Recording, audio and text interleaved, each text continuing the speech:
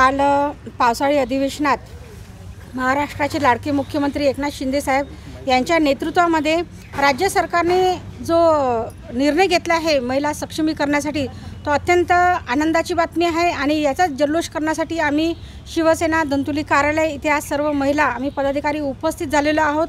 आणि त्यासाठी आमचे जे राज्य सरकार महिलांसाठी खूप जे निर्णय घेत आहे त्यांच्या सक्षमीकरणासाठी त्यांना मनापासून अभिनंदन देतो की यावेळेचे जे आमचे मुख्यमंत्री साहेब आहे एकनाथ शिंदे साहेब आजपर्यंत कुठलेही मुख्यमंत्री जे आपल्या महाराष्ट्रात होऊन गेले महिलांच्या संदर्भात असं एखादा गंभीरपणे त्यांचा विचार करून अशी एखादी योजना राबवावी असा विचार केला गेलेला नाही।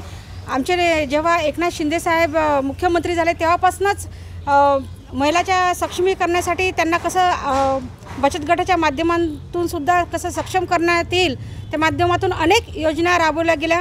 तसंच आपण बघितलं असेल की महिलांना 50% सूट ST मध्ये जे मध्ये देण्यात आली त्यासुद्धा महिलांना भरपूर प्रमाणात फायदा झालेला आहे। आतासुद्धा ज्या पावसाळी अधिवेशनात हा जो महिलांच्या सक्षमीकरणासाठी मुख्यमंत्री लाडकी बहीण योजना ही जे योजना महिलांना देण्यात आली आहे आणि त्यासाठी 48,000 कोटी निधी हा उपलब्ध करून दिलेला आहे। आणि ही योजना आपल्या महिला बाल कल्याण विभागाअंतर्गत राबवण्यात येणार आहे। तसेच ज्या अंगणवाडी सेविका आहे मदतनीस आहे त्या माध्यमातून सुद्धा ही योजना राबवण्यात जात आहे।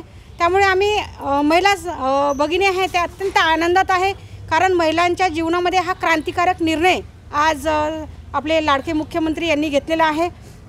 त्यामुळे आम्ही सर्व महिला एकदम आनंदात आहोत।